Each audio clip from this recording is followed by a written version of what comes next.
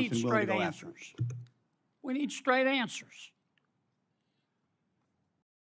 Do we have the ability to destroy whatever is underneath Pickaxe Mountain?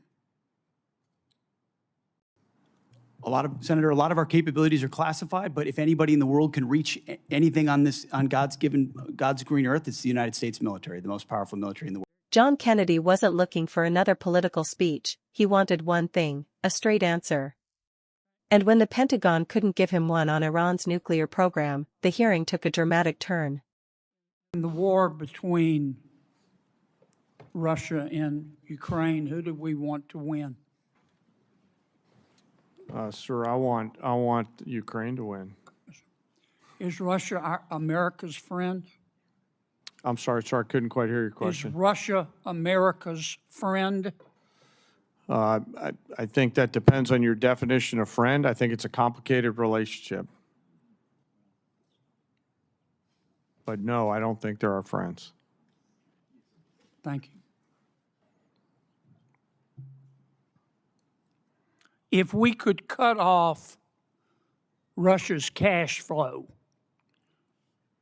which depends substantially on its sale of oil, would that help Ukraine win? So I think militarily, anytime you can restrict resources and cash flows against an adversary, General, that's a good so thing. Much respect for you. Yes, sir. But I have so little time. Yes, sir. I'll try to be Just briefer. Give me succinct answers. Yes, sir. It would assist a. Would help, wouldn't yes, sir. Yes, sir.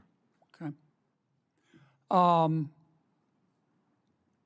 If we could stop people, entities, and countries from buying Russia's oil, that would help cut off its cash flow, wouldn't it? Yes, sir. We have a bill to do that, as I'm sure you're aware. We have the votes today to pass it overwhelmingly.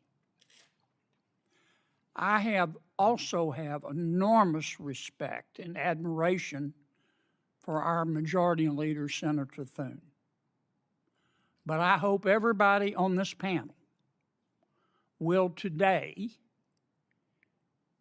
contact Senator Thune and ask him to bring that bill to the floor. We should vote on it at a minimum of next week.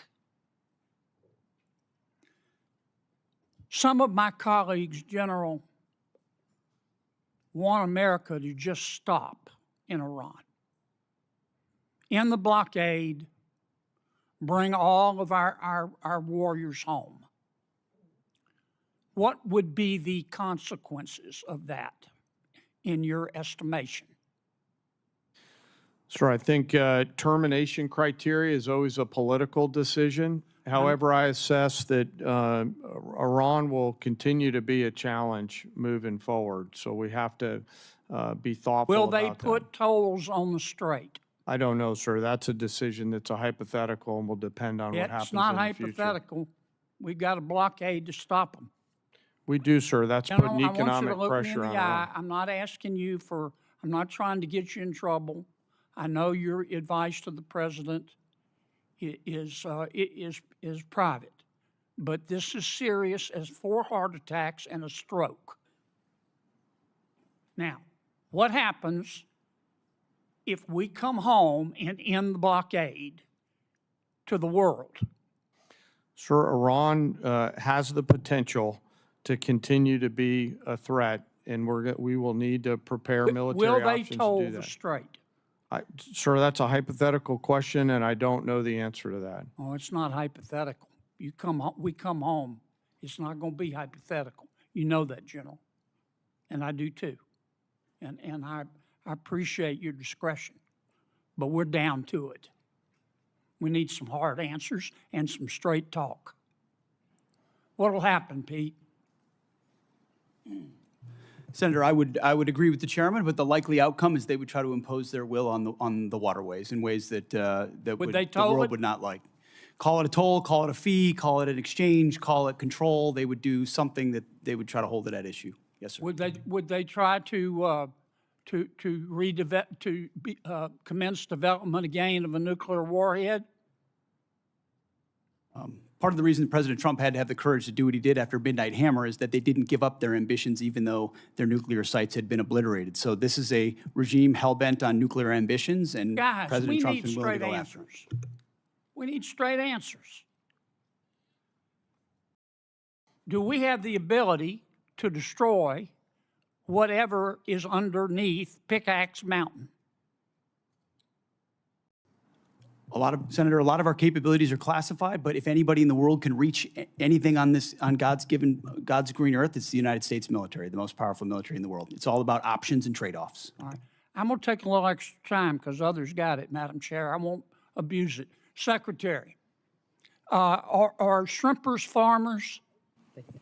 Absolutely, yes. There are farmers of the sea. Are oyster harvesters farmers? Yes. In this USDA, Are they yes. having to compete with other countries who grow oysters and shrimp in a ditch and shoot them full of antibiotics? 100% yes. And if you eat too much of that foreign shrimp and oysters, you'll grow an extra ear, won't you? I'm not sure about that, but I know it is not good. And I also know we import 90% of our shrimp. Why aren't we inspecting the shrimp and the oysters from abroad? Well, it goes much larger than that. Why are we importing so much from abroad, which goes to the president's trade agenda? I'm in big trouble. Yes, you are. Guys, look, we need straight answers now. We're down to it.